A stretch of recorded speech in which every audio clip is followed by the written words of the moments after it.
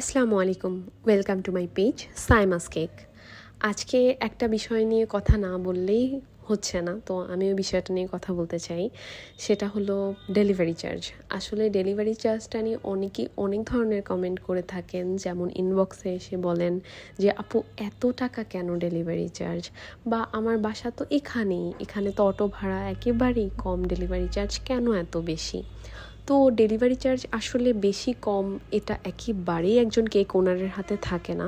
একজন delivery man যে চার্জটা ফিক্সড করে দেয় আমরা আপনাকে সেটাই বলি, যে খুলনা থেকে বা আমার বাসা যেহেতু বয়রা সাইড থেকে রূপসা টোটপাড়া এগুলার সেন্ট্রাল রোড এগুলার অবশ্যই ডেলিভারি চার্জ বেশি হবে। এটা স্বাভাবিক, কারণ এখান থেকে আপনার অতদূর যেতে মানে অটোতেও যদি যাই তাও আসতে যেতে 60 টাকা তো লাগেই। আর সেখানে যদি 100 টাকা ডেলিভারি ম্যান নেয়, সে এত কষ্ট করে সাইকেল চালিয়ে যায়, তো তার তো এতটুকু নেওয়াটা স্বাভাবিক, তাই না? তো আপনাদের এই বিষয়টা বুঝতে হবে যে আরও তো এমন হয় যে বৃষ্টি ঝড় রোদ কোনো কিছুকেই মানে সব কিছুর ভেতরেই তারা কেকটা ডেলিভারি করছে। তো তাদের বিষয়টাও আমাদের বোঝা উচিত যে তারা কতটা কষ্ট করে, আমরা কখনো তাদের বিষয়টা বুঝি না।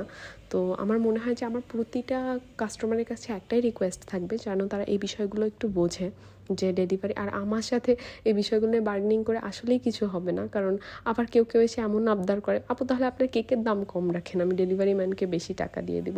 আসলে আমি খুব সীমিত লাভে কেক সেল করি।